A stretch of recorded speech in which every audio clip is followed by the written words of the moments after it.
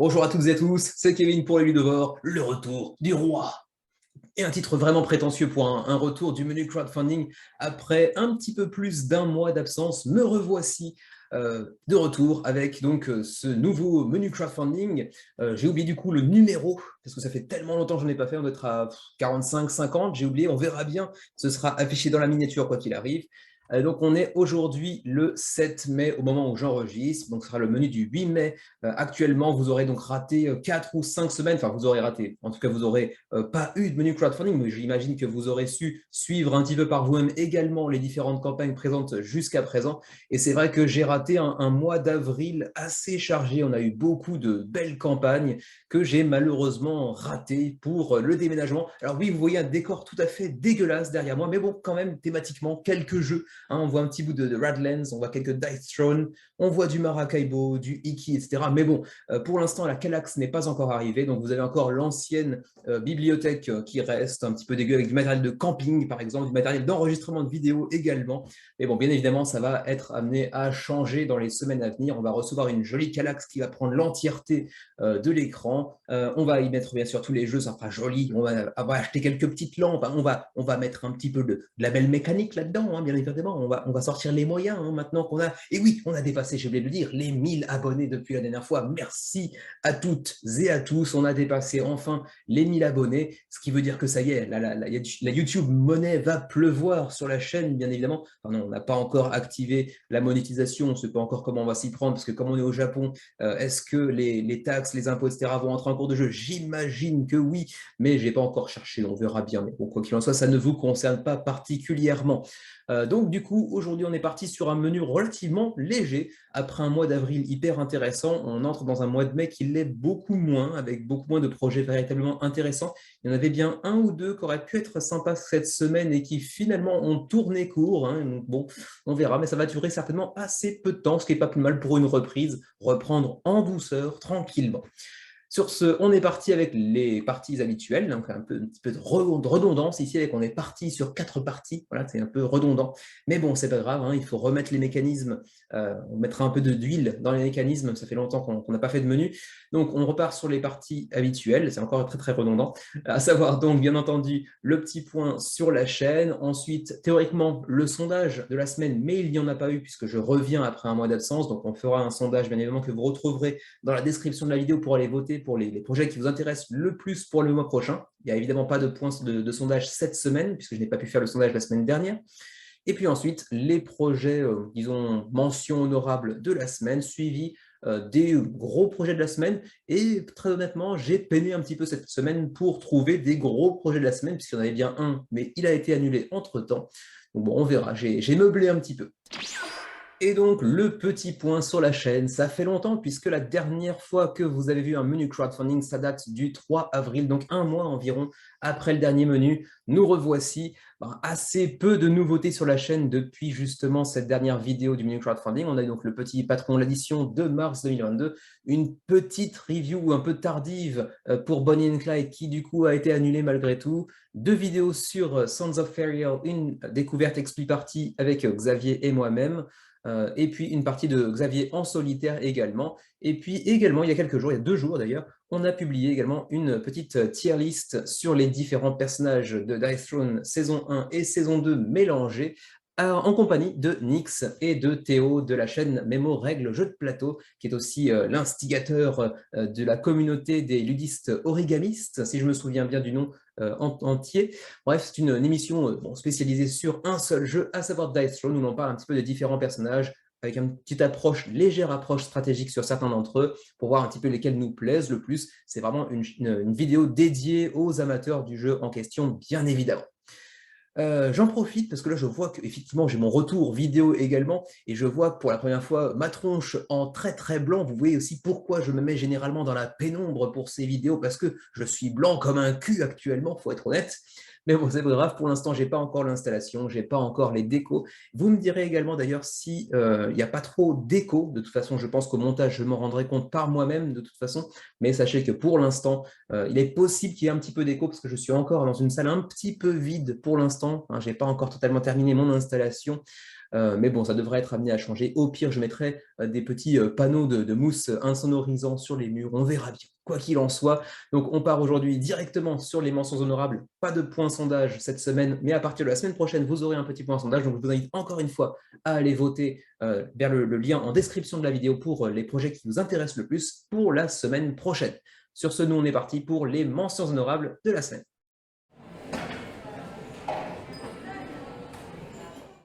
Et au rayon des mentions honorables de la semaine, voire même des gros projets de la semaine, il y aurait pu y avoir Avalonia, mais finalement tout s'est un peu cassé la gueule, tout a dégringolé un petit peu à une pente glissante pour Avalonia qui a finalement annulé la campagne. Ce n'était pas encore le cas hier soir quand j'avais checké la dernière fois, mais c'est désormais officiel.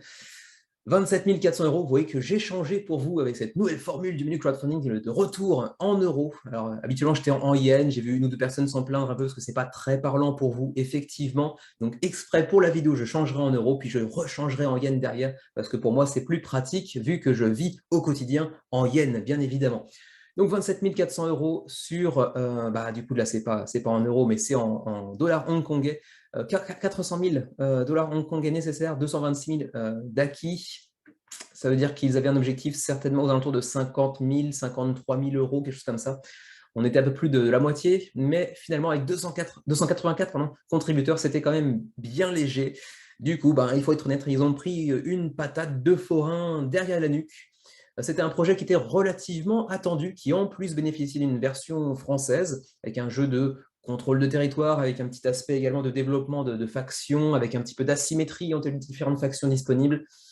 Mais ça s'est assez mal passé, ça se comprend notamment en partie par, bon, certes, un univers particulièrement perché, il faut le dire, hein, c'est quand même la légende arthurienne, quand on voit le jeu, c'est pas évident de prime abord. C'est la légende arthurienne, mais placée dans un univers post-apocalyptique, un petit peu à la façon de Mad Max, par exemple, avec des humains complètement difformes, complètement, comment dirais-je, modifiés génétiquement par une catastrophe déclenchée par le souverain Arthur lui-même via un pouvoir d'Excalibur, etc. Enfin, c'est complètement perché.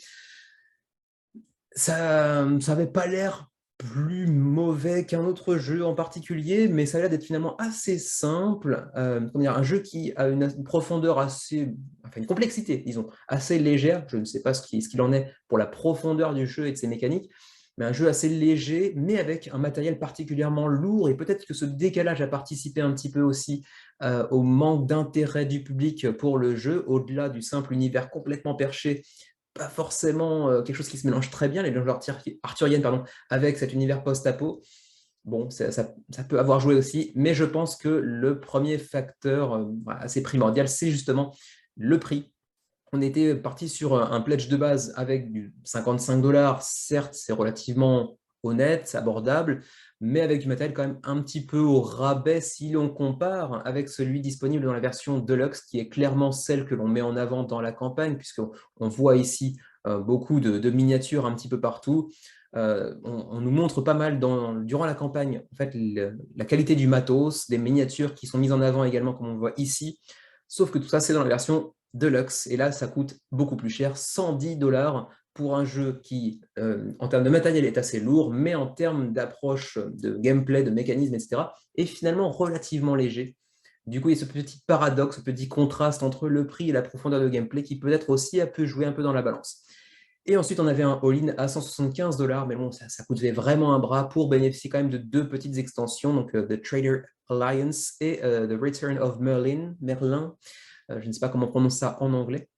Bref, ça faisait un jeu assez cher qui n'a pas su trouver son public, malgré quand même 284 backers. Mais c'est vrai que si l'on considère, comment dirais-je, le trafic, les discussions qu'avait pu faire naître le jeu 4, 5, 6 mois avant son apparition sur Kickstarter, c'est quand même une énorme déception, d'autant plus qu'on avait, je crois, 2000, 3000 abonnés à la page de pré-campagne. Ça ne s'est vraiment pas converti dans les contributions des premiers jours, et du coup, annulation. Alors, est-ce qu'on les retrouvera prochainement sur Kickstarter ou GameFound? On peut aller voir rapidement dans les actus. Et justement, dans la dernière actu postée, la troisième actu de la campagne, donc, concernant l'annulation de la campagne de Avalonia, on nous dit ici dans un des derniers paragraphes qu'effectivement, ils vont prendre un petit peu de temps pour réfléchir à cet échec, aux raisons qui ont pu mener à cet échec, pour potentiellement pouvoir revenir par la suite. Mais là-dessus, aucune date fixée, aucune décision n'a été prise concernant un potentiel retour sur Kickstarter. On verra bien. Pour l'instant, en tout cas, ça sent un petit peu le sapin. On verra à l'avenir si la campagne revient sur Kickstarter, sur GameFound ou sur toute autre plateforme de financement participatif, ou s'il sortira directement en magasin, c'est à voir. Mais c'est vrai que pour, c'était quoi, Fireside, je crois, oui, c'est Fireside Games, dont le premier projet avait été couronné de succès pour sa première campagne. Ben, celle-ci est quand même un gros raté, hein. La première, c'était Epic Seven Rise, et ça avait fait quand même 4400 contributeurs, ce qui était un très joli succès pour une première campagne d'un primo-éditeur. C'était quand même un très beau succès. Du coup, là, effectivement, en 3-4 jours, faire à peine 300, un peu moins de 300 contributeurs, c'était quand même un gros échec. Voilà pour Avalonia, annulé assez rapidement. Autre annulation advenue très rapidement et malencontreusement, c'est celle de Youthia, Torment of Resurrection and Fierce Powers, donc l'extension, les deux extensions d'ailleurs, de Youthia, jeu que vous connaissez certainement si vous suivez la chaîne depuis déjà quelques mois, puisque Xavier est particulièrement fan du jeu, lui qui a le jeu de base, auquel j'ai pu jouer une fois uniquement en sa compagnie. C'est vrai que c'était une bonne expérience, même si je pensais, en fait, sans connaître le jeu, je pensais qu'il y aurait un peu plus de narration dans le jeu. Alors, ce n'est pas du tout le cas. Vous créez votre propre aventure, certes, mais il n'y a pas vraiment de texte pour vous orienter dans votre narration. C'est à vous de la faire, en fait, plus ou moins. C'est comme un jeu de rôle, plus ou moins. Et donc, il nous revenait avec un duo d'extensions, donc Fierce Powers, par exemple, et puis une autre que j'ai oubliée. Mais bref, c'est sans grande importance. Mais malheureusement, vous le voyez, la campagne a aussi annulé. Et c'était très clairement la grosse campagne de la semaine, celle que beaucoup de gens attendaient, puisqu'il faut bien savoir quand même que Ossia, donc le jeu de base, a eu d'excellents retours, pas seulement sur la chaîne des Ludovores, mais globalement sur Internet, sur BGG. Le jeu a eu une très bonne réception, de très bons retours critiques. Et malheureusement, annulation, alors même, et c'est pas la première fois, c'est loin d'être la première fois, que le projet avait financé, puisque vous le voyez, on était à 494% du seuil de financement qui avait été fixé à 100 000 euros. Et c'est vrai que ça fait, je sais pas, 4, 5, 6 fois depuis l'histoire assez récente du menu crowdfunding qu'on voit des projets annulés malgré le fait qu'ils aient dépassé le seuil de financement qu'ils avaient eux-mêmes fixé en début de campagne. Et je me dis qu'au bout d'un moment, il va quand même falloir qu'on fasse une vidéo justement sur les seuils de financement un petit peu mensongers, sans leur jeter la pierre pour autant. C'est vrai que quand je dis le terme mensonger, ça a l'air parfaitement péjoratif. C'était pas exactement mon intention. Il faudra un jour qu'on en parle dans une vidéo, peut-être ça se prêterait bien à un petit sur le pouce, cette petite série de vidéos où on traite un petit peu de différents sujets autour du monde ludique, mais sans parler de jeux à proprement parler. Il faudra qu'on en parle un de ces jours. Il y a plein de raisons qui peuvent justifier effectivement ces seuils de financement un petit peu irréalistes. Et c'est vrai que c'est un petit peu la norme, il faut être honnête, sur Kickstarter et GameFound. Et beaucoup d'éditeurs en fait se brûlent un petit peu les doigts là-dessus parce que généralement, quand ça se produit, bien évidemment, beaucoup de backers potentiels sont très insatisfaits, sont très mécontents de cette procédure, de cette approche marketing des campagnes. Et en plus de ça, pour le coup, Daria Games, donc, qui est l'éditeur à l'origine de Euthia, donc c'est le seul jeu d'ailleurs, je crois, c'était le seul jeu, va fermer ses portes. Donc au-delà de la simple campagne et de son annulation, c'est l'éditeur lui-même qui met la clé sous la porte. Et ça, c'est quand même assez malheureux pour un jeu qui avait quand même connu un assez joli succès d'estime. Mais au-delà de ça, clairement, leur première campagne pour le jeu de base avait eu lieu pendant une période un petit peu merdique. Il faut être quand même tout à fait honnête, c'était arrivé pendant le début de la pandémie, en fait, plus ou moins.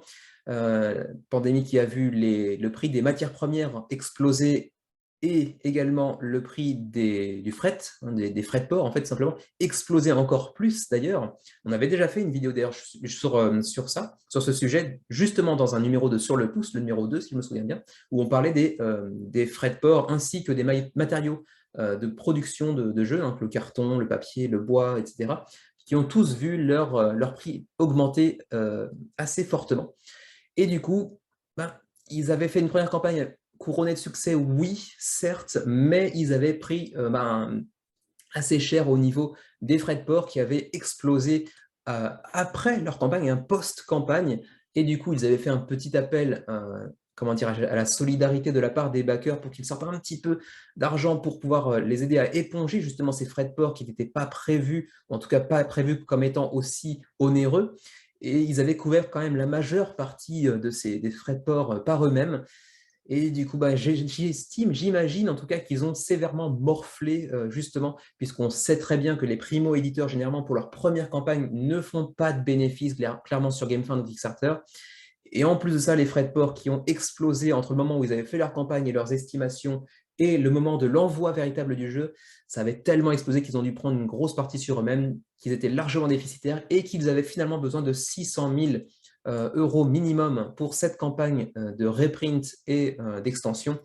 Ils n'étaient pas si loin finalement, ils étaient à 500 000 euros, il restait 2 semaines et demie, 3 semaines, ça aurait pu se faire, mais ils ont préféré mettre la clé sous la porte plutôt que de mener une campagne qui aurait pu finalement mal se terminer, avoir peut-être à demander à nouveau des renforts monétaires aux backers, encore une fois.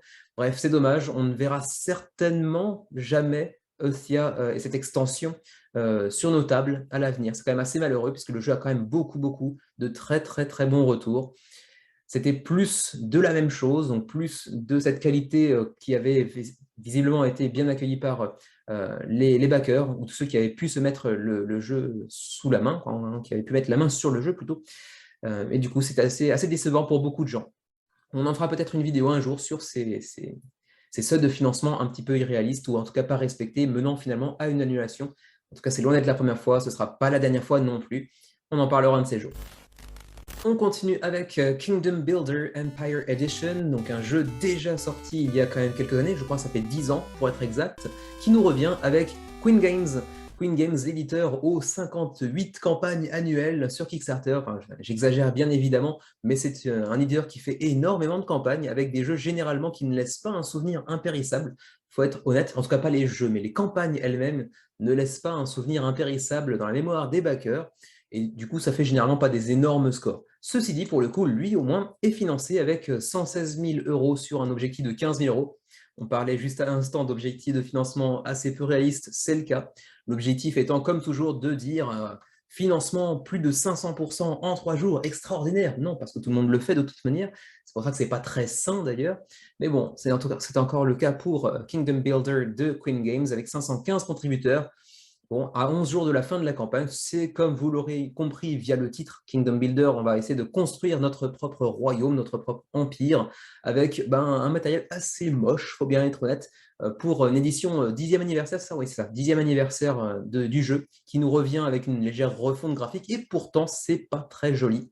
Va y avoir beaucoup de miniatures qu'on va aller poser sur une carte, ça va rendre ça un petit peu plus joli, un peu plus soyeux visuellement, certes, mais c'est quand même pas magnifique. Encore une fois, hein, je vais réutiliser cette vieille expression propre au menu crowdfunding et que certains aimaient souligner dans les commentaires, ça ne met pas la membrane à 45 degrés pour être tout à fait honnête. Je trouve ça assez vilain. Les miniatures n'ont pas l'air vilaines elles-mêmes, certes, mais au-delà de ça, le reste n'a pas l'air très joli. Ceci dit, si vous prenez donc cette édition Empire, vous aurez également quelques extensions, les 4 extensions que vous voyez ici, Nomads, Crossroads, Marshlands et Harvest, qui sont apparemment incluses dans le pledge pour l'édition Empire. En gros, voilà ici quelques aperçus concernant les miniatures qui ont l'air certes assez joliment réalisées. Bon, pas magnifiques non plus, mais plutôt, elles font le job, voilà. On va se contenter de dire ça, elles font le job. C'est du beau matos, sans plus.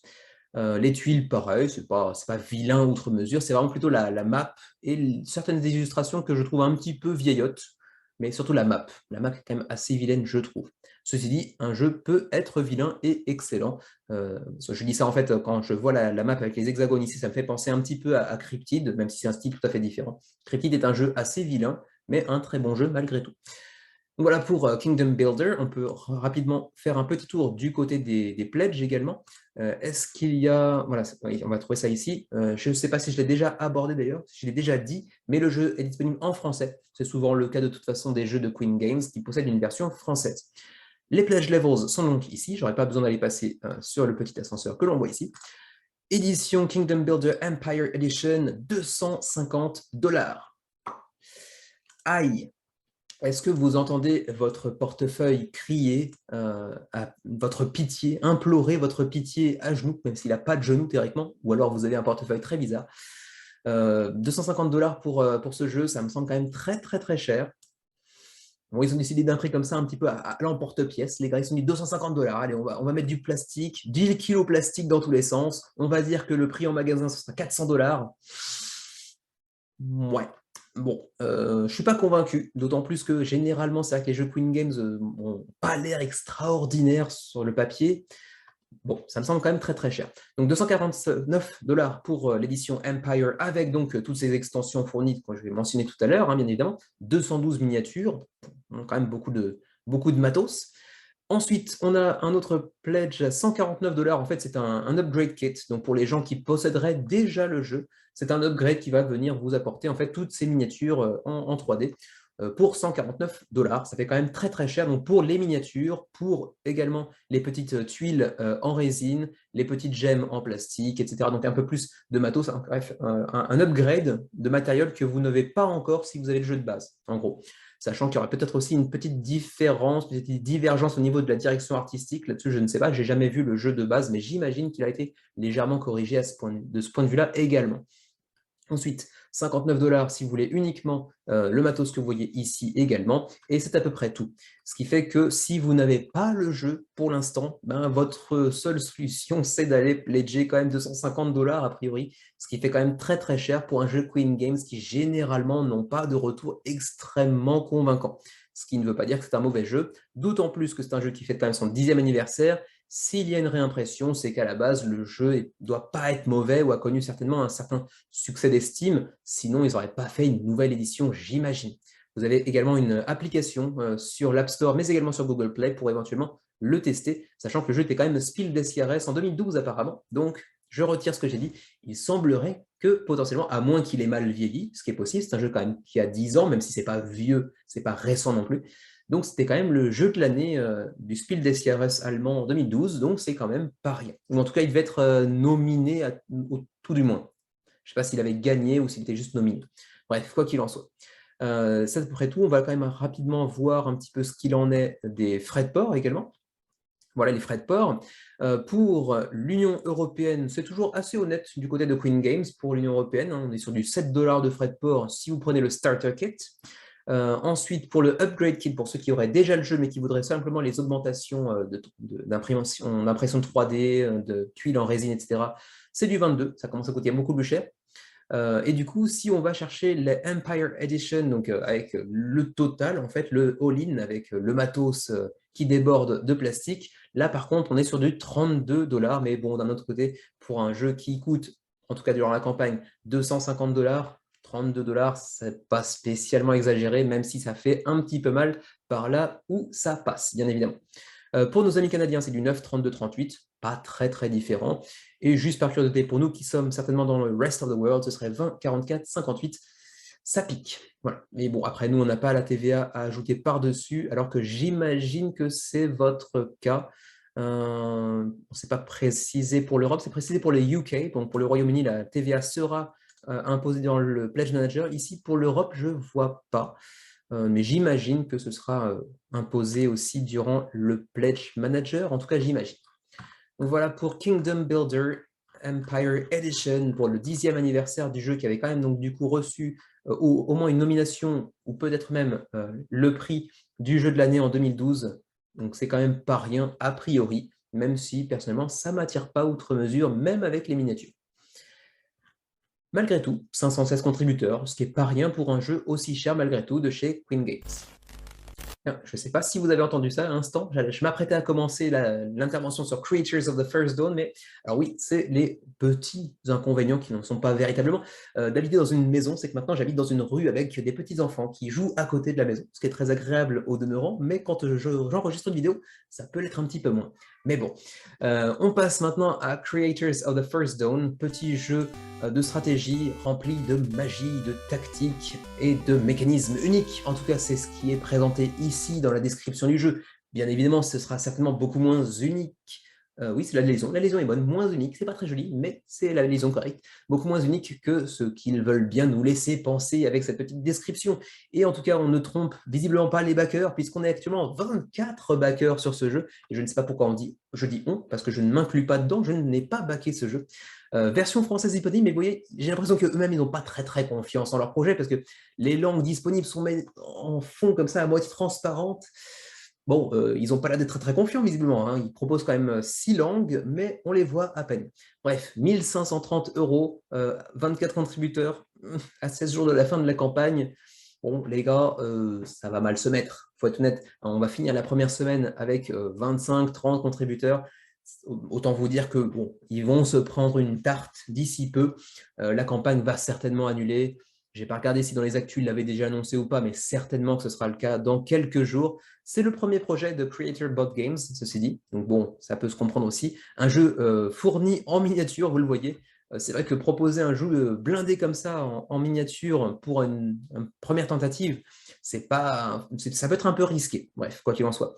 Un jeu pour 14 ans et plus, donc qui se veut peut-être relativement expert, pour 2 à 6 joueurs, pour des parties de 25 minutes par joueur, attention, donc il faut multiplier ça bien évidemment par le nombre de joueurs, donc si vous jouez à 6, ça peut rapidement faire des parties de 2 heures, voire un peu plus d'ailleurs. C'est un jeu qui vous propose certains mécanismes qui sont clairement affichés. Ça, pour le coup, j'aime bien les campagnes qui affichent les mécanismes du jeu.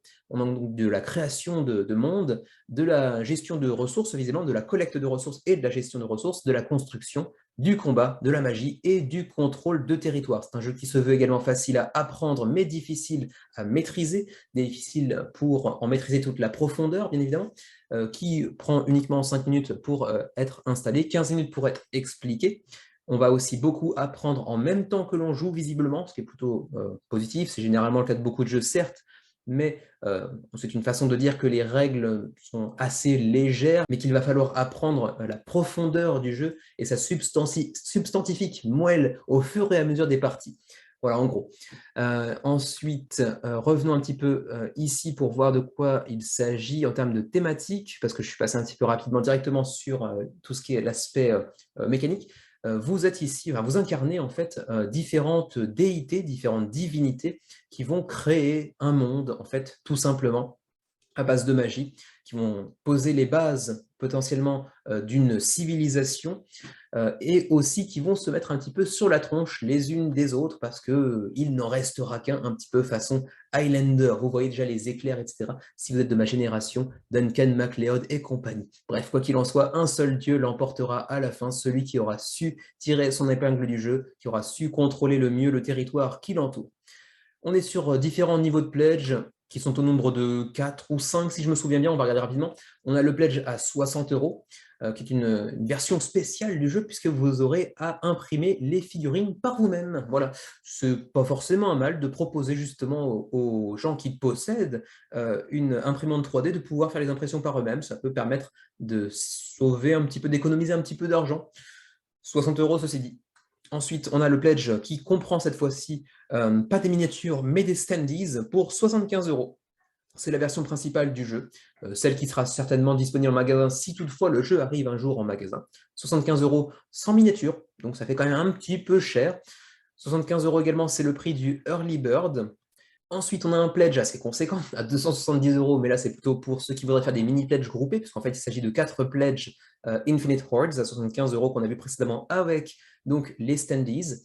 Et si vous voulez les miniatures, eh bien, il faudra aller taper dans les add-ons. Et oui. Alors d'abord, pour ceux qui voudraient les miniatures, mais qui possèdent une imprimante 3D et qui pourraient imprimer eux-mêmes les miniatures, c'est du 0 €, donc ça c'est plutôt cool. Par contre, si vous voulez les miniatures, eh bien, il faudra choisir d'ailleurs si vous voulez uniquement les déités, donc les divinités, les dieux que vous pourrez contrôler, elles n'ont pas l'air folles comme ça à première vue. Je sais pas, vous me direz ce que vous en pensez, là, de prime abord, elles n'ont pas l'air magnifiques. Et ça coûte 25 €, avec exclusive sans E, voilà, parce que voilà, pourquoi pas. Et par contre, si vous voulez également toutes les petites unités de chacune des déités que l'on voit précédemment, eh bien ce sera 50 € de plus. Donc autrement dit, si vous voulez ces 6 déités plus leurs 108 unités respectives, enfin pas 108 unités respectives, mais 108 unités au total, donc vous divisez par 5 ou 6, j'imagine, par le nombre de joueurs potentiels, 6 du coup, ça fait du 75 € au total pour avoir uniquement les miniatures. Là aussi, ça pique un petit peu. Hein, là, vous prenez un bâton, hein, vous l'astiquez, vous le taillez un petit peu en biseau, vous le mettez dans la boîte à chocolat, et c'est un petit peu la même impression que ça me donne. Ça fait quand même très très très cher les miniatures, qui en plus de ça, me donnent pas l'impression d'être top qualité. J'ai un petit peu l'impression de regarder des petits oursons de Haribo, vous voyez. Bon voilà, je sais pas ce que vous en pensez, vous me direz, éventuellement. Je rappelle que la version française est disponible, même si a priori le jeu ne devrait pas financer. Mais bon, sait-on jamais, peut-être que certains se réveilleront à la vue de cette vidéo. Oh, comment ça, c'est disponible en français? Ça a l'air magnifique. Pourquoi pas? Je vais baquer et vous serez 500 demain, peut-être, allez savoir. Bref, vous pouvez aussi tester le jeu sur Tabletopia pour ceux qui voudraient se faire un petit peu la main pour avoir une première impression de ce dont il s'agit en termes de gameplay. Vous pouvez le faire. Visiblement, ça n'a pas convaincu grand monde, en tout cas, parce que pour l'instant, 25 backers, hein, c'est pas très encourageant. Et on va aller voir rapidement également les frais de port. Je ne passe pas trop de temps sur le gameplay parce que de toute façon, ça ne va visiblement pas financer. On est parti là pour un échec cuisant. Donc, on va quand même rapidement passer sur les frais de port, juste par acquis de conscience, disons, même s'ils ont une campagne assez détaillée sur les mécanismes mis en avant, visiblement. Je n'ai pas cru voir de vidéos en français, se dit non, pas ici. More coming soon, peut-être des vidéos en français prochainement. Je doute que, au vu du déroulement de la campagne, on ait véritablement des vidéos en français à voir le jour dans quelques temps. Je ne pense pas, très honnêtement. Regardons donc le shipping. Donc la TVA est-elle incluse? La TVA sera appliquée dans le backer kit, donc dans le Pledge Manager, une fois que la campagne sera terminée pour ceux qui voudraient le backer. Et donc, pour la zone européenne, on a donc 3 zones Union européenne. La Belgique est ici, la France est ici, donc on a différentes zones. Pour la Belgique, ce sera du 12 ou 14 euros selon le niveau de pledge que vous choisirez. Pour la France, c'est du 15 à 18, un petit peu plus cher. Pour nos amis suisses, je ne sais pas. Pour Monaco, c'est 21-28. Mais bon, à Monaco, vous êtes pété de thunes, c'est pas un problème, les gars. La Suisse est ici, zone 3, 16-21. Donc, éventuellement, Dylan, si tu nous regardes, je sais que tu es en Suisse, ce sera d'une 16 à 20 euros, mais je ne pense pas que ça intéressera grand monde, très honnêtement. Nos amis canadiens, ce sera la zone 6, apparemment. Oui, c'est ça. Zone 6, 45 à 72 euros. C'est complètement pété pour le Canada. Ça pique. Et pour nous qui sommes au Japon, c'est peut-être encore pire, non? Je sais pas, 28,57. Bon, écoutez, non, finalement, le Canada est bien plus mal loti que nous ne le sommes. Et c'est à peu près tout pour Creators of the First Dawn. Pas un projet qui rencontrera le succès escompté, ou certainement en tout cas espéré par les créateurs. Mais bon, ceci dit, il reste potentiellement 16 jours avant la fin de la campagne, peut-être un miracle, mais j'en doute très très fortement. Et on continue avec Zerivia, The Board Game Reprint, qui nous vient de Pologne, c'est ça, oui, de Pologne, de Wrocław, de Koliba Games, dont c'est le 3e projet, et c'est toujours dans la même lignée, à savoir la lignée de Zerivia. À l'origine, Zerivia, c'est un jeu de RPG, un jeu de rôle en gros, qui n'était pas un jeu de plateau, et qui l'est devenu par la suite. Donc là, il nous propose le jeu de plateau dans l'univers de Zerivia, donc le RPG dont il est issu, en gros. Et cette fois-ci, vous aurez donc un matériel, un jeu plus physique que ce qui était proposé jusqu'à présent. Au-delà de ça, ça reste un jeu de, comment dirais-je, heroic fantasy relativement classique qui va nous parler un petit peu de la, comment dirais-je, la mythologie un peu slave, hein, la mythologie un petit peu sombre slave, comme il nous dit ici, un Dark Slavic Universe, donc une sorte de mythologie slave. Est-ce que c'est la vraie mythologie slave ou pas? Là-dessus, je ne saurais pas vous dire, mais en gros, vous allez incarner différents héros qui sont supposés essayer de contrer les forces du mal qui se répandent progressivement sur le monde de Zerivia. Donc vous aurez chacun un personnage qui vous est propre, que vous allez équiper au fur et à mesure de votre partie, avec différentes armes, différents sorts que vous pourrez apprendre également. Il y aura du jet de dés dans tous les sens. Vous aurez des capacités qui vous seront propres et qui seront différentes d'un personnage à l'autre, donc une légère asymétrie dans un jeu de coopération dans lequel vous aurez donc pour mission d'aller taper du gros méchant pas beau poilu. Voilà, enfin, j'imagine en tout cas. On aura aussi pas mal de petites miniatures. Le jeu est visuellement pas vilain. On a même déjà débloqué un insert pas dégueu non plus. Les illustrations sont plutôt pas mal foutues, hein. C'est un univers relativement classique. On a déjà vu beaucoup de choses assez similaires, pour être tout à fait honnête. Même la map du monde, qu'on s'appelle déjà Serivia, n'est pas spécialement très originale, mais ça fait le job. C'est plutôt bien réalisé, tout du moins, à défaut d'être très original. On a même une petite statue de Sventovit, le dieu des dieux apparemment, qui peut accueillir certains tokens apparemment, ce qui est plutôt bien foutu aussi. Est-ce que c'est du bois, est-ce que c'est du plastique? Je ne sais pas, ça donne une impression bois, je ne sais pas si c'est le cas, je ne pense pas. Mais en tout cas, c'est plutôt joliment réalisé, même si ici, par exemple, le plateau individuel de certains des personnages, enfin, c'est pas spécialement très très joli au niveau de la numérotation ici des différents traits qui composent votre personnage. Je crois qu'il y a la vigueur, l'instinct et la volonté, plus les armes qui vont être accueillies dans ces petits emplacements que vous voyez ici réservés. Je ne pense pas qu'il y en ait de double épaisseur pour l'instant. Ce sera peut-être un des stretch goals à être débloqué. Je ne sais pas, on verra bien. En tout cas, le jeu, lui, est financé, on l'a vu, hein, avec plus de 500 contributeurs pour l'instant. On va aller voir rapidement un petit peu. Hein. Vous avez aperçu certes des différents personnages avec ici Zvara, Dalbor, Goriv, Veda, Hexdrinker, pourquoi pas. Et puis la Sventovit statue. Je vois qu'il n'y a que 4 personnages apparemment. Ouais, ça, 1, 2, 3, 4 personnages, 5 personnages, pardon. 5 personnages. Bon, on aurait bien aimé peut-être avoir un petit peu plus de variété potentielle avec 6, 7, 8 personnages, mais bon, s'ils sont bien équilibrés, s'ils sont bien foutus, pourquoi pas, ça peut être suffisant après tout.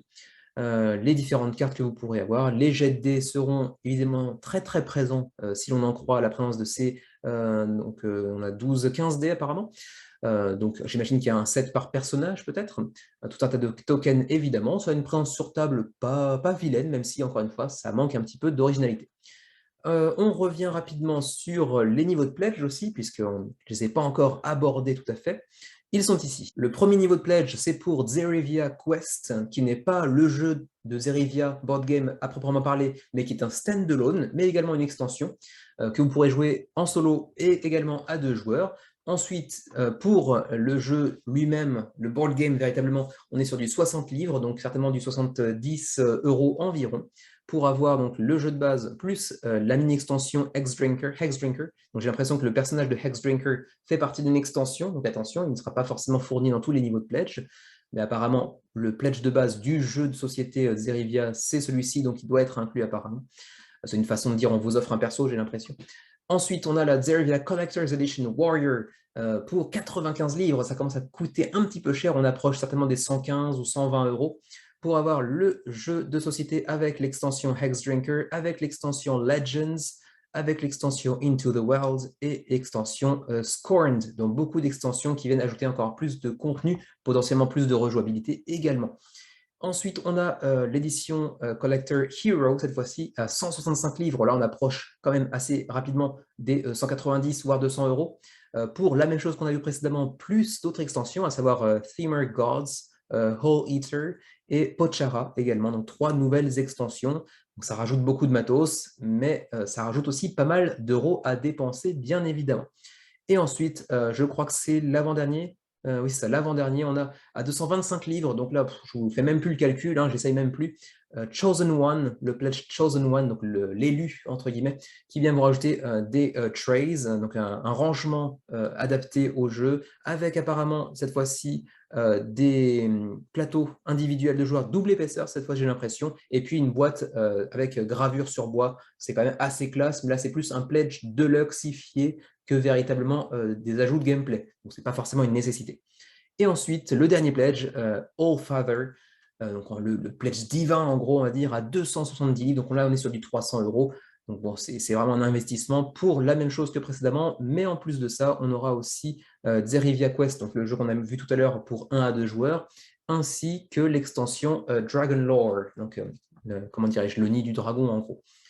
Ça fait quand même assez cher. Et ensuite, on a des petits add-ons par-ci par-là avec les différentes extensions disponibles, mais également les plateaux de joueurs individuels en bois. Ça, c'est quand même plutôt classe, avec de la double épaisseur cette fois-ci. Donc ça, pour 14 livres, ça peut être tentant pour ceux qui voudraient uniquement le jeu de base, mais avec un petit côté deluxe, pourquoi pas. On va aller voir rapidement le shipping qui se trouve ici. Pour l'Union européenne, c'est du 15 livres, donc on va taper sur du 18-20 € environ.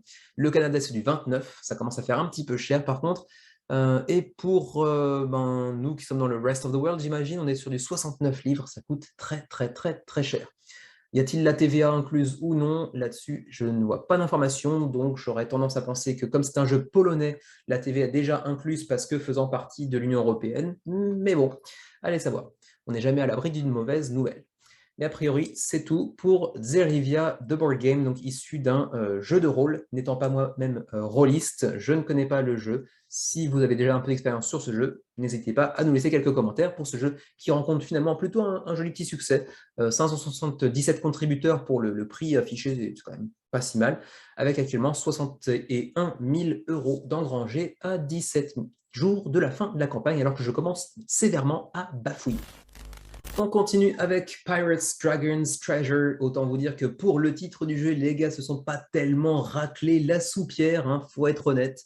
Ils se sont dit, il y a des pirates, et les dragons, et le trésor. On va appeler ça Pirate Dragon Trésor. J'aurais bien aimé être présent pour la réunion un petit peu brainstorming pour le titre. Mais bon, d'un autre côté, si le jeu est bon, pourquoi pas? Au moins, c'est facile à mémoriser. En tout cas, pour l'instant, c'est un jeu qui semble suivre son cours assez positivement, puisqu'on est sur du 9 317 € de financé sur un objectif de financement de 2 844, donc tout se passe plutôt bien pour eux, à 145 contributeurs, donc c'est assez maigre, certes, mais c'est un projet sans grande, sans grande prétention, j'allais dire sans grande ambition, mais non, plutôt sans grande prétention. C'est un primo-éditeur qui plus est, un primo-éditeur qui s'appelle Pirates Dragons Treasure, comme par hasard, hein. Ils ont pris le même nom que leur jeu, qui nous vient de Washington DC, donc aux États-Unis. Et c'est un jeu de cartes pour 2 à 6 joueurs, pour des parties d'environ 30 minutes, donc des parties relativement ramassées, pour 9 ans et plus, donc un projet relativement familial. Donc un jeu assez facile à prendre en main, avec des illustrations assez sympatoches, où vous aurez affaire à différents dragons que vous pourrez choisir en début de partie. Chaque partie, on va choisir un dragon que l'on pourra affronter. Et puis, on va chacun de son côté essayer d'améliorer son équipage, son navire, aller ajouter des canons, aller engager de nouveaux pirates pour nous épauler. Et puis, on va se foutre un petit peu sur la tronche apparemment aussi. Bref, c'était essentiellement un jeu de cartes où on va essayer d'aller optimiser nos chances d'aller vaincre le dragon, tout en essayant de surveiller un petit peu les autres à côté pour essayer de ne pas les laisser prendre le devant, en gros. Les illustrations ne sont pas spécialement vilaines. Le jeu a l'air relativement simple à prendre en main, ça a l'air assez familial, mais ceci dit, pour un jeu familial, c'est quand même un gros défaut de cette campagne pour nous-mêmes qui sommes francophones, c'est que le jeu n'est pas disponible en français, en tout cas pas pour l'instant, et vu la taille de ce primo-éditeur et du jeu qu'il propose, je ne pense pas qu'on aura droit à une version française d'ici la fin de la campagne. Pour ceux que l'anglais ne gêne pas, parce qu'on est quand même nombreux dans ce cas-là malgré tout, sachez qu'ils ont fixé un objectif de livraison assez rapide, puisqu'apparemment le Kickstarter se termine courant mai. La production du jeu commence en juillet et les jeux seront potentiellement envoyés en octobre de cette année. Donc c'est très très rapide. D'un autre côté, c'est un jeu exclusivement basé sur des cartes. Il n'y a pas grand-chose en termes de matos, il n'y a pas de plateau ni quoi que ce soit. Donc effectivement, c'est potentiellement assez rapide à produire, certes. Vous avez un pledge à 10 $, qui est assez cher pour juste filer un coup de main. Donc, ce n'est pas une question d'obtenir le jeu ou quoi, c'est juste pour faire un petit peu de mécénat, on va dire. Donc, autant mettre quand même plutôt 30 $ pour aller chercher l'édition standard, qui vous offrira donc une copie du jeu. Vous pouvez aussi prendre 2 copies pour un petit peu moins cher, un petit rabais de 5 $ avec le Double Dragons, donc pour 2 copies du jeu. Ensuite, vous pouvez aller chercher à 75 $, mais attention, il reste assez peu de copies, il y en a 182. Non, il y en a encore 182, hein. Il y en a encore beaucoup finalement. Il en reste 182 sur 200. C'est ici une édition limitée, donc Salty Dog, qui vous donne une édition du jeu de base, en fait normale, rien de particulier, si ce n'est qu'il y a une signature, je crois, des auteurs.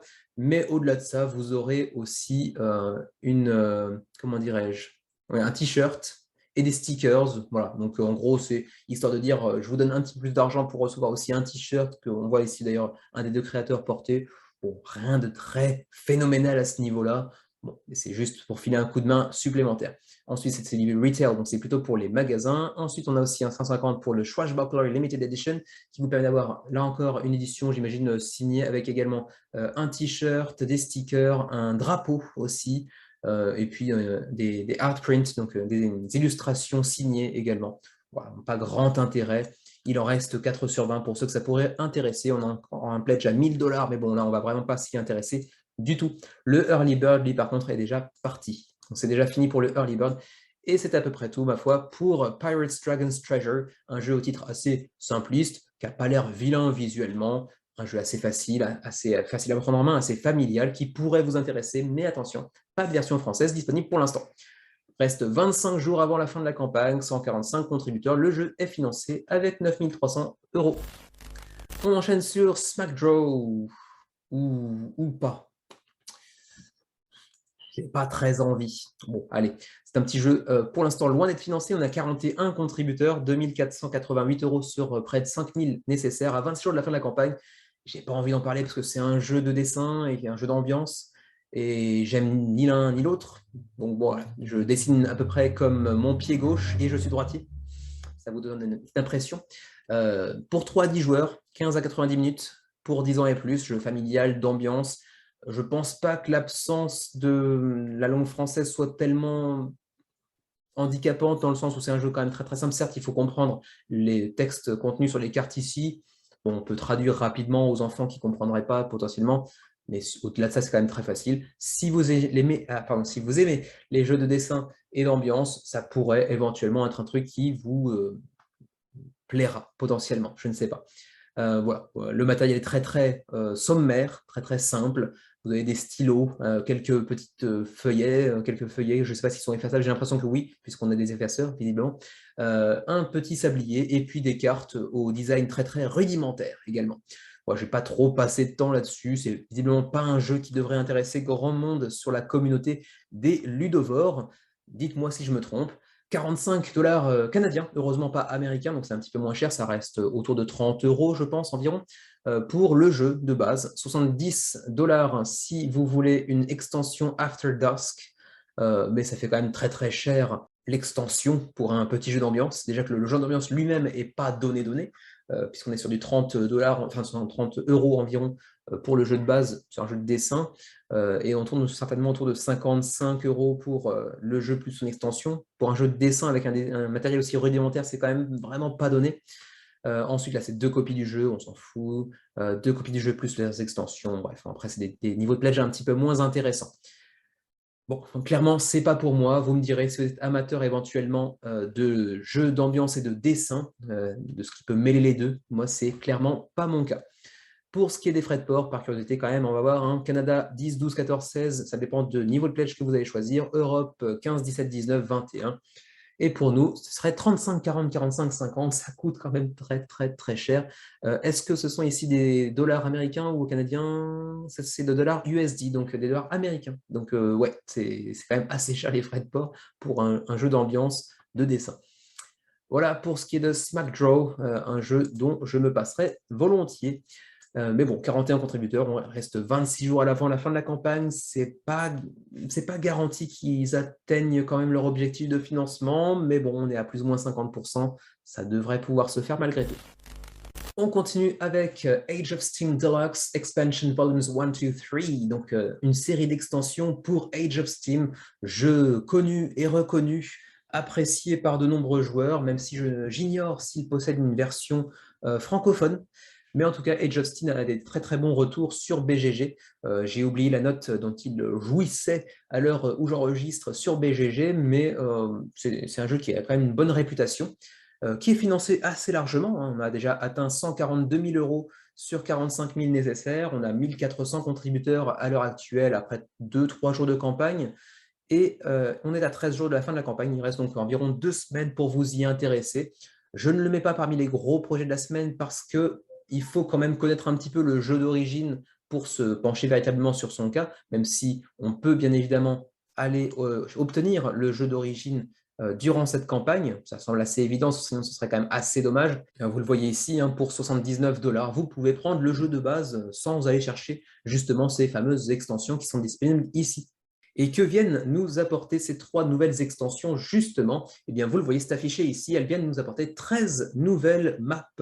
Donc, pour un jeu qui nous propose ici cette expérience de construction de voies de chemin de fer, avoir des nouvelles maps, c'est encore plus de plaisir, encore plus de rejouabilité, bien évidemment. Alors, vous le voyez encore une fois, Age of Steam a une très bonne réputation, mais ce n'est pas forcément son aspect visuel qui lui procure cette bonne réputation. On est encore sur un jeu qui visuellement est très très sommaire. Alors donc, disais-je, 13 nouvelles maps pour Age of Steam Deluxe, plus un reprint. C'est également l'opportunité de mettre la main sur le jeu de base. d'autant plus qu'il est disponible en plusieurs langues, mais malheureusement pas le français. Il est disponible en anglais, en allemand et en japonais, oui monsieur, dame, mais pas en français.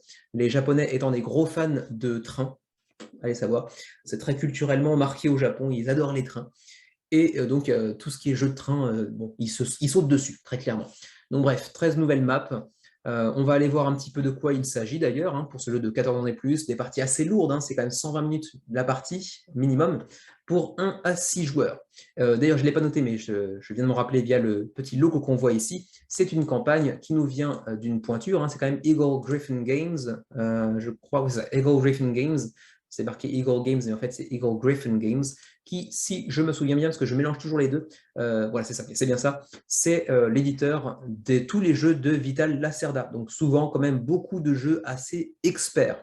Ce n'est pas toujours le cas. Parfois, ils nous pondent des trucs un petit peu plus légers, comme ici, par exemple, avec Route 66, par exemple. Mais on a souvent des gros jeux, quand même. Un Kanban, Eevee, bon, tous les jeux de Vital Lacerda sont de toute façon assez mastoc. Et donc, on avait déjà Age of Steam, hein, pour la Deluxe Edition qui avait fait son apparition il y a 2-3 ans sur Kickstarter et qui avait quand même accueilli 3130 contributeurs à l'époque. Et donc, pour ces 3 nouvelles extensions, on est quand même plutôt pas mal parti puisqu'on est déjà sur 1400 contributeurs. Alors, disais-je, 3 nouvelles extensions, qu'y a-t-il dans ces nouvelles extensions? D'abord, dans le volume 1, vous avez différentes nouvelles maps que vous voyez ici, la Suisse, la Nouvelle-Angleterre, Pittsburgh, la France, la Pologne, la Hongrie, la Finlande. Bon, là, je ne sais pas, c'est Heavy Cardboard, donc j'imagine que c'est un truc, une sorte de inside joke, je ne sais pas. Et puis, la ville de Détroit pendant sa banqueroute dans les années 90, j'imagine. Ouais, je ne comprends pas très bien le thème. Quoi qu'il en soit, vous voyez que vous avez un nombre de joueurs différents en fonction des maps. Donc attention, toutes les maps ne sont pas jouables au même nombre de joueurs, hein. Par exemple, pour la France, on pourra y jouer de 3 à 6 joueurs, mais si vous voulez faire un petit tête-à-tête à 2, eh ben, c'est mort. Ensuite, Nouvelle-Angleterre, par contre, ce sera pour vous si vous voulez jouer en duo, par exemple. Suisse, 3-4 joueurs, et ainsi de suite. Bref. Pour Détroit, apparemment, c'est la seule carte où on pourra jouer en solo également. Ensuite, l'extension volume 2, 48 $. La première, c'était combien? 64 $ la première extension. Bon, et en même temps, il y a beaucoup de maps. La deuxième extension inclut un petit peu moins de maps. On a le Portugal, l'Italie, le métro Seattle, l'Écosse, la Grande-Bretagne, le Texas, l'Oklahoma et le NM. Ça correspond à quel état, ça? Je ne sais pas. Nouveau-Mexique peut-être? New Mexico? Je ne sais pas. Et puis le Berlin des années 1890. Là encore, ça dépendra donc du nombre de joueurs autour de la table. Mais bon, j'ai l'impression que pour profiter pleinement de ce que peut offrir l'étendue des différentes maps, il faut quand même avoir en général plutôt au moins 3 joueurs. Visiblement 3-6, 3-6, 1-3, 3-6, 3-6. Là, c'était pareil, 3-6 généralement. Donc, comptez au moins 3 joueurs pour véritablement profiter du jeu à son maximum. Et la troisième extension, 48 $, là encore, qui vient ajouter 6 nouvelles maps avec Pacific Electric, la Suède qui recycle, okay. Osaka, yay, c'est chez nous, mais bon, je ne vais quand même pas aller prendre le jeu juste pour ça, faut pas déconner. Ensuite, la voiture des funérailles de Lincoln, ok, on va aller savoir. Et puis la Chine du Sud, et puis ensuite une map qui s'appellera Disco Inferno. Là, par contre, je suis un petit peu à l'ouest, désolé. Ensuite, vous pouvez bien évidemment mettre la main sur le jeu de base, comme je le disais précédemment. Le jeu de base qui, lui, contenait déjà plusieurs marques, par exemple le Rust Belt, comment ça s'appelle en français déjà? La ceinture de rouille, les États-Unis du Sud, les États-Unis de l'Ouest, l'Allemagne, les Barbades et Sainte-Lucie, sachant qu'il y avait quelques maps qui vous proposaient de jouer à 1, voire à 2 joueurs, mais globalement, c'est quand même plutôt du 3 à 6 joueurs généralement. Voilà, ensuite, si vous voulez uniquement les nouveautés, donc les deux extensions, donc les extensions 2 et 3, parce que l'extension 1 existait précédemment apparemment, ce sera du 95 $. Si vous voulez un all-in parce que vous n'avez pour l'instant rien de la collection, mais que ça vous intéresse particulièrement, ce sera quand même assez géro. On est sur du 245 $, malgré un matériel qui n'est pas oufissime non plus. On n'est pas sur des matériels avec du kilo plastique, on est essentiellement sur du bois, du carton, des cartes, mais ça coûte quand même très très cher. Voilà.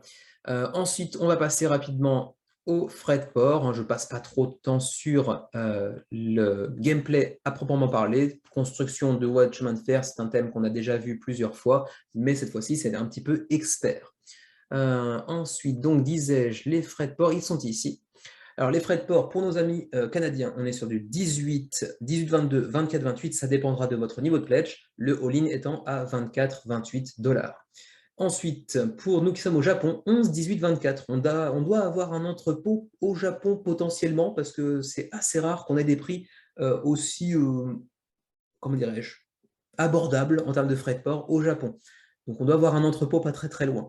Mais bon, encore une fois, je vous le disais, les jeux de train au Japon, ils ont peut-être même installé un entrepôt juste pour ça.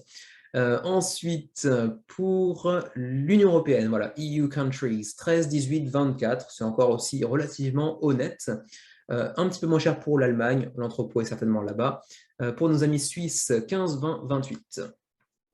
Et c'est à peu près tout, ma foi, pour Age of Steam Deluxe avec ses 2 nouvelles extensions et la possibilité de mettre la main sur le jeu de base ainsi que sur le all-in si vous n'aviez pour l'instant rien du tout.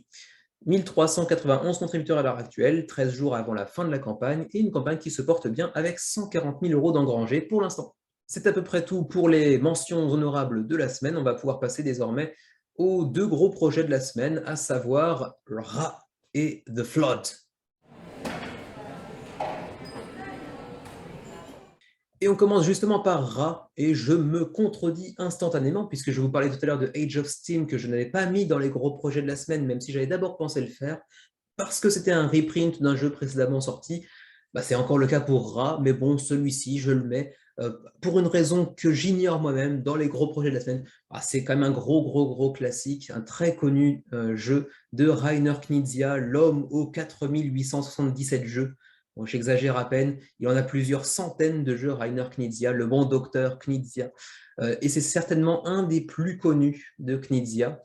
Jeu d'enchères qui a déjà 10-15 ans, je crois, hein. Je sais pas, c'est 99, ouh là là, il est très vieux déjà. C'est un jeu qui a 23 ans déjà. Mais bon, c'est comme une bonne petite bouteille de Bourgogne, hein, ça vieillit bien.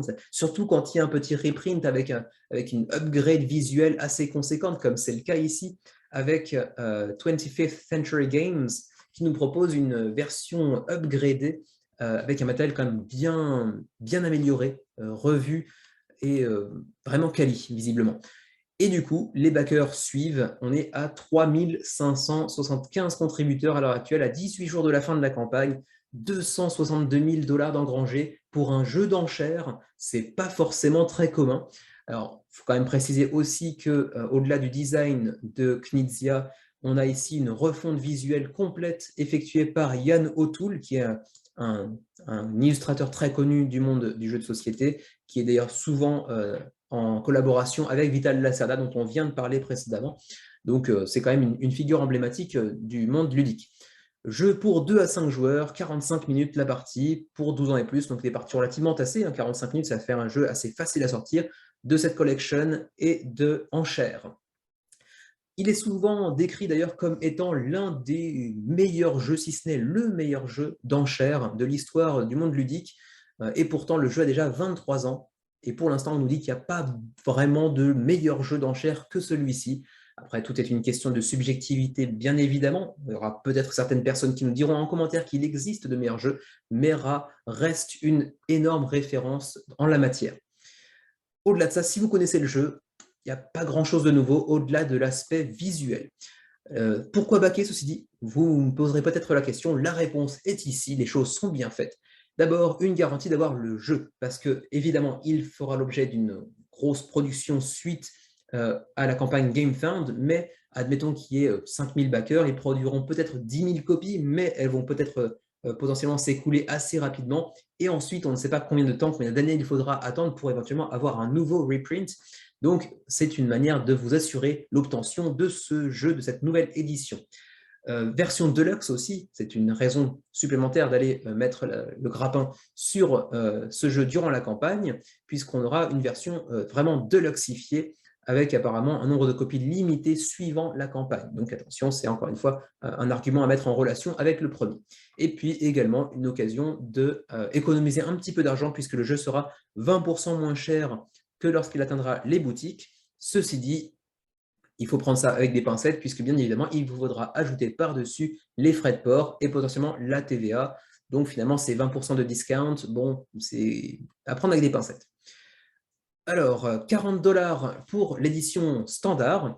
Là, très honnêtement, je ne saurais que vous recommander d'attendre la version boutique, puisque de toute façon, l'édition standard, c'est celle qui atteindra les boutiques par la suite. Donc, pas un grand intérêt d'aller backer ce jeu pour sa version standard. Autant attendre la sortie boutique, vous n'aurez pas à payer les frais de port. Donc, ça, c'est quand même un gros avantage, même si vous paierez un petit peu plus cher, parce qu'il sortira à 50$ contre 40 actuellement. Mais finalement, si on prend en compte les frais de port, on rentre dans ces frais. Avec un matériel revu, certes, visuellement beaucoup plus joli que le jeu de base, mais avec un matériel relativement classique, avec des tuiles en carton, rien de très particulier. Même ici, les tablettes, les 80 tablettes de points qui seront là aussi en carton. Par contre, si vous voulez l'édition Deluxe, celle-ci sera beaucoup plus réservée à GameFound. Ce sera une exclusivité GameFound. Vous en trouverez certainement un petit peu en boutique si votre boutique du coin, si votre crémier a backé lui-même la Deluxe Edition en quantité. Donc peut-être qu'on en trouvera quelques-unes en magasin, mais c'est une exclusivité GameFound. Et c'est effectivement là que ça peut potentiellement être intéressant d'aller backer le jeu durant la campagne pour être sûr de pouvoir mettre la main sur cette édition Deluxe, qui cette fois-ci vous proposera un matériel généralement upgradé avec par exemple ici des disques en bois et non plus en carton. Même chose pour les tuiles. Et puis on aura également 80 tablettes de points en métal cette fois-ci. Et ça, bien évidemment, que ça va rajouter énormément de valeur. Physiquement parlant, des tablettes en métal, c'est quand même beaucoup plus cher à produire, bien évidemment, ce qui fait qu'on se retrouve avec un prix doublé. On passe de 40 à 80$ pour ce jeu. Après, est-ce qu'on est prêt ou non à mettre 80$ pour un jeu relativement léger en termes de complexité de jeu et de matériel, même si ici, on a une grosse upgrade matériel? À vous de voir. Si vous êtes vraiment très très fan du jeu, que vous avez déjà joué à ce jeu et que vous l'appréciez énormément, la deluxification, c'est un truc que je comprends tout à fait de ce point de vue-là. À vous de voir si vous êtes prêt à mettre 80$ pour ça ou non. Voilà pour le petit how to play. On va voir un petit peu rapidement, puisque c'est quand même un des gros projets de la semaine. On va donc choisir d'abord de piocher une nouvelle tuile du sac. On a vu le sac qui était ici, justement, avec, est-ce que c'est Horus ou Ra lui-même, genre je ne sais pas. Peut-être bien Ra, hein, ça semblerait logique. On va donc choisir d'ajouter une tuile piochée dans le sac et de l'ajouter sur le plateau central. Si on tire une tuile Ra, eh bien une phase d'enchère est enclenchée. Et c'est là que le jeu prend tout son sel apparemment. C'est vraiment le cœur du jeu, ces enchères, où on aura aussi l'opportunité d'aller commencer une enchère là aussi pour aller choper une des tuiles au centre du plateau de jeu, en invoquant Ra, justement.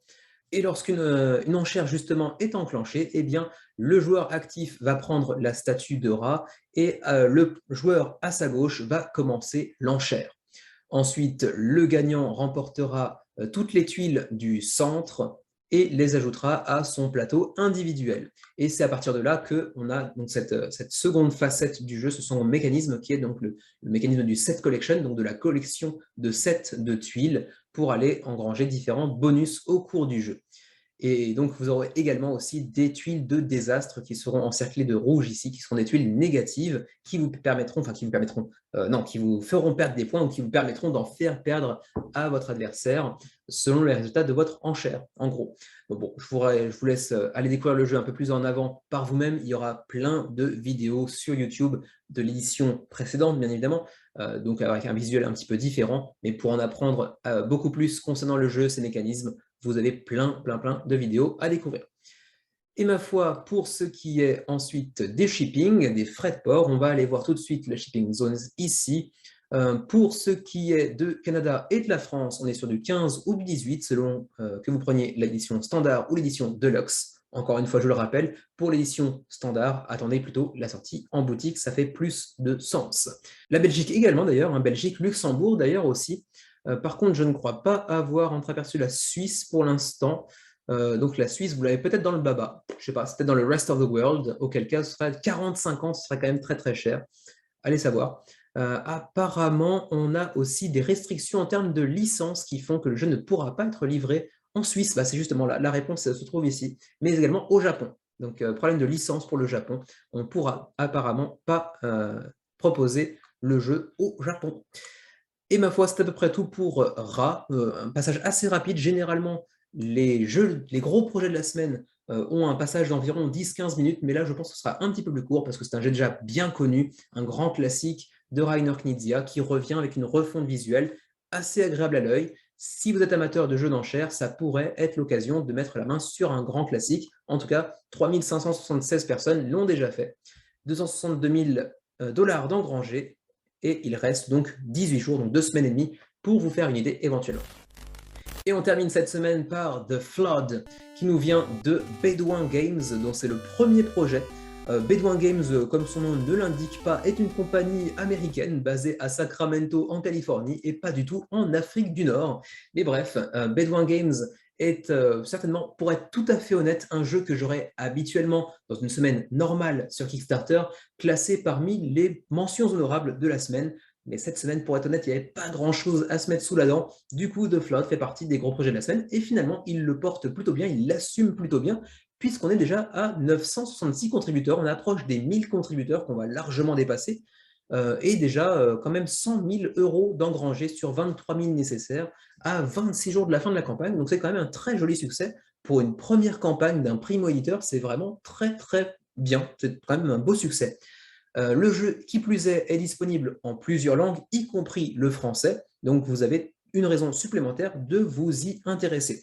Alors, The Flood, vous l'aurez compris, rien qu'à l'illustration du jeu, qui est très soignée. D'ailleurs, l'ensemble de la direction artistique du jeu est quand même très soigné, c'est très joli visuellement. Eh bien, c'est bien évidemment la thématique de l'Arche de Noé. On va essayer on va chacun incarner Noah, mais des Noah différents dans des dimensions différentes, allez savoir.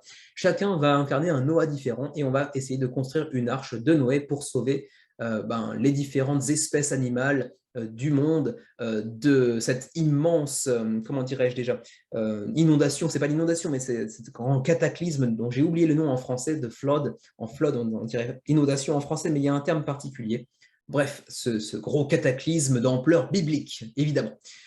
Et en fait, si l'on en croit les différents retours qu'on a pu en voir jusqu'à présent, y compris ceux qui figurent sur la campagne, eh bien, il semblerait bien qu'il s'agisse d'une sorte de Catan-like, donc un jeu relativement similaire à Catan, où on va avoir différentes zones sur lesquelles on va placer des tuiles, on va aussi jeter des dés pour aller collecter des ressources, donc un jeu assez similaire, en tout cas dans ses mécaniques de base, à ce que peut proposer Catan. Mais au-delà de ça, avec une refonte visuelle, thématique également, et certainement aussi quelques petites nouveautés en termes de gameplay, y compris le fait qu'on va ici avoir un seul vainqueur, bien évidemment, comme c'est le cas d'ailleurs dans Catan, mais si ce n'est pas le cas, tout le monde perd en fait. Hein. Soit une personne gagne, soit tout le monde perd, en gros. Bon, ce n'est pas spécialement un mécanisme ultra intéressant au demeurant. Il y a plusieurs jeux qui le proposent ces dernières années, mais ce n'est pas spécialement un truc que je trouve phénoménal personnellement, parce que de toute façon, si une personne gagne, tous les autres perdent, et si tout le monde perd, ça perd un petit peu de son intérêt finalement, je trouve. C'est intéressant dans un jeu coopératif, mais je sais pas, en jeu compétitif, je ne suis pas hyper convaincu par ce genre de mécanisme. Quoi qu'il en soit, c'est un jeu pour 2 à 4 joueurs, pour des parties entre 30 et 120 minutes. Autant vous dire qu'on vous laisse une fourchette très très large quand même. Hein. Ils ont décidé de la durée de partie un petit peu à l'emporte-pièce, hein, en gros, là, mais ils n'ont pas décidé d'une durée de partie vraiment très précise. Ensuite, donc français, je l'ai déjà dit tout à l'heure, hein, donc le jeu sera disponible en français via un livret de règles en version digitale, donc ce sera certainement un PDF. J'ai l'impression que le matériel lui-même ne possède pas d'inscription, pas de texte. Autrement dit, le jeu est indépendant de la langue des joueurs. C'est pour ça que c'est facile de proposer des versions en différentes langues, puisqu'il y a juste la traduction à faire du livret de règles qui sera disponible en version numérique exclusivement, j'ai l'impression. Pour ce qui est des modes pledge, on vous les met d'entrée de jeu. Ici, le jeu de base, 55 $. Ça reste relativement abordable pour un jeu de cette catégorie. Ensuite, si vous voulez une version deluxifiée, il vous faudra débourser 30 $ de plus pour aller chercher les 85 $. Ça inclura cette fois-ci un module intitulé Beasts qui sera gratuit. Alors ça, on reviendra peut-être dessus un petit peu par la suite, mais ils nous écrivent ici que c'est free, donc c'est gratuit, mais du coup, pourquoi pas l'inclure dans le pledge de base à ce moment-là? Parce que si vous l'incluez dans le pledge à 85 $ avec des miniatures, certes, bah, c'est qu'il n'est pas vraiment gratuit, sinon vous l'auriez mis dans le pledge de base. Voilà, je trouve ça, enfin je sais pas, je vais pas dire malhonnête, ce serait trop péjoratif. Il y a certainement des raisons qui peuvent expliquer ce choix, éditorial, mais je trouve ça un petit peu bizarre, cette présentation de mettre Kickstarter free, pourquoi pas Kickstarter exclusive, là j'aurais compris, c'est une exclusivité Kickstarter, pourquoi pas, mais j'ai l'impression que vous la payez quand même, votre extension, enfin votre module, je sais pas, c'est assez étrange. Et le all-in, 149 $, c'est le all-in gameplay plus matos, puisqu'après on voit qu'il y a un autre pledge disponible pour les investisseurs, en gros, à 1500 $ quasiment, c'est incroyablement cher. Bref, pour ceux qui voudraient uniquement de l'exification ainsi qu'une extension permettant de jouer à 5 ou 6 joueurs, que vous voyez ici, hein, Art Miniatures, là, par contre, c'est du 150 $. Et ça s'accompagne également d'un tapis de néoprène qui va remplacer le plateau central et également des exclusivités, à savoir les pièces de métal pour le jeu et donc le tapis de néoprène qui sera aussi une exclusivité. Le pledge à 1449 $, on va passer, c'est pas très intéressant, c'est des t-shirts, des pulls, etc. Enfin, c'est un pledge mécénat, en gros. Sur la table, on voit que ça a quand même une belle présence, c'est quand même assez joli avec ce tableau circulaire, on en voit de temps en temps, mais c'est toujours, ça donne une belle impression, je trouve ça assez original de mettre des plateaux ronds, enfin circulaires comme ça, je trouve ça assez joli. Après, le reste est assez classique. Ensuite, passons pour le How to Play. Alors, on a différentes phases de jeu, bien évidemment. On va aller d'abord sur cette phase de Survey the Land pour aller choisir un lieu, en fait, tout simplement, pour aller commencer à construire son arche de Noé, ainsi que différentes huttes, différentes cabanes, en gros. Ensuite, vous avez une phase où vous allez jeter des dés pour ensuite récolter différentes ressources affichées sur les dés et également faire bouger un mammouth qui va certainement faire progresser la partie, une sorte de marqueur de temps, j'ai l'impression. Ensuite, la collection de ressources que vous aurez pu recevoir via les dés. Donc, vous allez recevoir les icônes correspondantes que vous pourrez ensuite utiliser pour aller upgrader, pour aller construire certaines choses, y compris l'arche de Noé, puisque avec certaines ressources, vous aurez à cœur de justement upgrader votre arche personnelle, puisque je le rappelle, vous incarnez chacun un Noé différent. Hein, donc, chaque personne va devoir construire sa propre arche. Et donc, vous allez avoir différents stages, non, c'est pas stage en anglais, mais différents stades de construction. Vous aurez d'abord les fondations, puis je suis très mauvais en vocabulaire de navire, vocabulaire maritime, la poupe, j'imagine, puis la partie supérieure du bateau, et enfin l'espèce d'abri qui viendra abriter justement tous les animaux de l'arche de Noé. Et puis finalement, donc, votre but ultime qui sera de survivre au cataclysme, à cette immense inondation qui menace l'ensemble des espèces vivantes sur Terre à l'époque. Ensuite, vous pouvez tester le jeu sur Tabletop Simulator, donc c'est une occasion de se faire un petit peu la main et un premier avis. Vous avez ensuite un petit descriptif de ce que contient la boîte de base, donc la version 55 $, 65 en magasin, mais ce sera quand même mieux d'attendre la version en magasin si vous voulez le jeu en français, que vous estimez qu'il a des chances de voir le jour en magasin en France, ce qui n'est pas garanti, mais ça devrait pouvoir se faire quand même. Ce serait plus intéressant certainement que d'avoir à payer les frais de port. Alors donc, dans le jeu de base, on a donc ce plateau circulaire, ensuite un plateau, enfin, comment dirais-je, une annexe du plateau qu'on va mettre sur le côté, qui sera en fait le marché, et également ensuite un petit plateau de bonus. Ensuite, on aura des plateaux individuels au nombre de 4, un marqueur de temps, de météo. Ensuite, on aura aussi des tokens de placement de votre arche. Donc, il faudra choisir un lieu où construire votre arche. Ensuite, des petits cubes de ressources, des petits marqueurs de score, des petits outils par-ci par-là, des pièces en carton. Bon, c'est vrai qu'elles ne sont pas très jolies. Bon, là, j'ai l'impression que c'est juste une sorte d'impression visuelle, mais ça ne ressemblera peut-être pas exactement à ça, mais là, visuellement, ce n'est pas très joli. Les dés pour les ressources, bien évidemment, et puis vos petites arches que vous aurez à cœur de construire. D'abord, les fondations, la poupe, etc. Donc, en 4 étapes. Donc, une arche par joueur, bien évidemment, ainsi qu'ensuite différents camps, différentes cabanes que vous pourrez aller construire également. Les cartes de ressources, les cartes d'histoire, apparemment, qui ont déjà débloqué la finition au lin, donc une petite amélioration de matériel. Ensuite, une version à 85 $, je l'ai dit, une version deluxifiée, qui cette fois-ci s'accompagnera d'arches de Noé en plastique, donc en petite miniature, hein, c'est quand même un peu plus agréable, certes, avec cette fameuse extension / module gratuit, pas gratuit, allez savoir, avec donc 4 mammouths, des meeples de mammouths, des ressources également, un nouveau dé c'est bon. 69 nouvelles ressources, des nouvelles cartes d'événements et ainsi de suite. Donc, vous voyez un petit peu tout ce que ça peut ajouter, y compris quand même des petits événements qui viendront certainement influer sur le cours de la partie. Donc, en termes de rejouabilité, de profondeur de gameplay, ça peut être assez intéressant.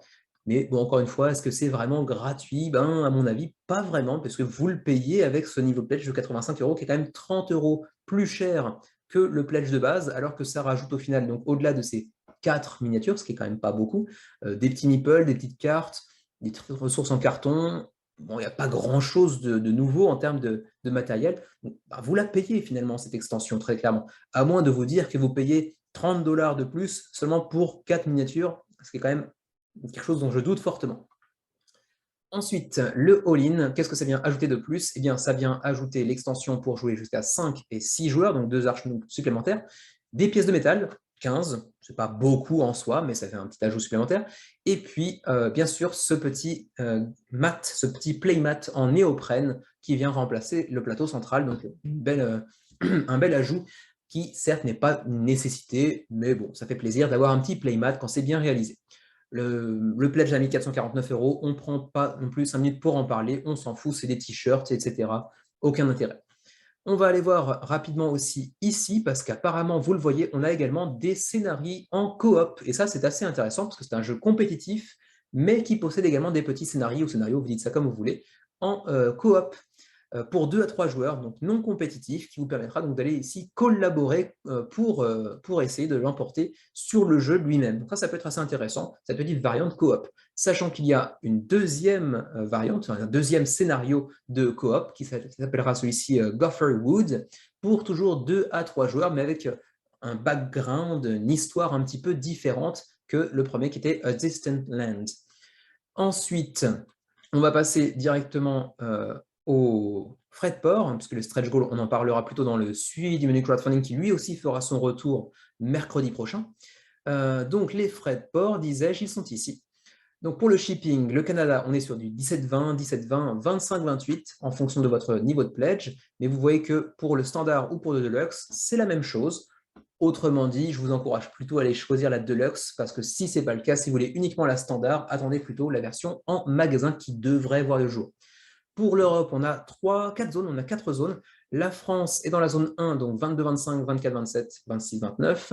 Pour la Belgique, je ne la vois pas malheureusement.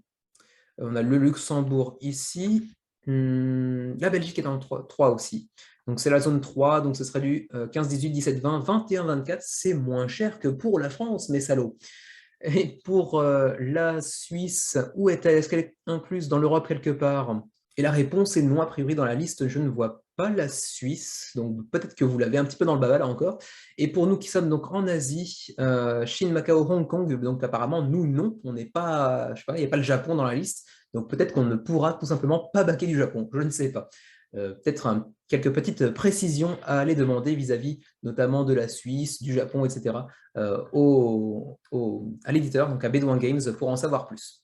Mais voilà, c'est à peu près tout pour The Flood, donc ce petit jeu qui fait quand même clairement penser à du Colon de Catane, mais avec une version revue, visuellement un petit peu améliorée, quand même plus joli que les Colons de Catane, certes, disponible en français qui plus est, qui n'a pas l'air mauvais.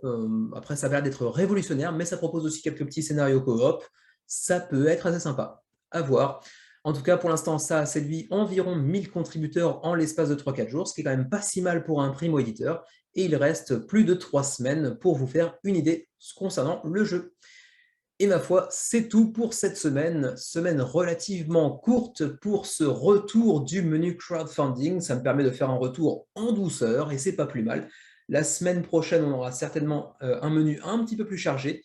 Mais pour en savoir un petit peu plus justement sur les jeux qui sortiront la semaine prochaine, je vous invite à nouveau à aller consulter la description de la vidéo et à aller voter pour les projets qui vous intéressent le plus. Ce seront ceux qui seront traités le plus en profondeur la semaine prochaine, je dote, la semaine prochaine, bien évidemment. Sur ce, je vous remercie encore une fois de m'avoir suivi aujourd'hui pour ce retour du menu crowdfunding. N'hésitez pas à nous laisser un petit like pour ce retour du menu, un petit abonnement si ce n'est pas encore déjà fait. Désormais, vous êtes plus de 1000 à nous suivre. Ça nous fait extrêmement plaisir. On fera certainement une petite vidéo dédiée pour les 1000 abonnés, ainsi qu'un petit concours, j'imagine, où on essaiera de vous faire gagner un ou deux petits cadeaux d'ici quelques semaines, je pense. Sur ce, je vous souhaite une bonne fin de semaine, un bon week-end. Amusez-vous bien, jouez bien et portez-vous bien surtout. À la prochaine.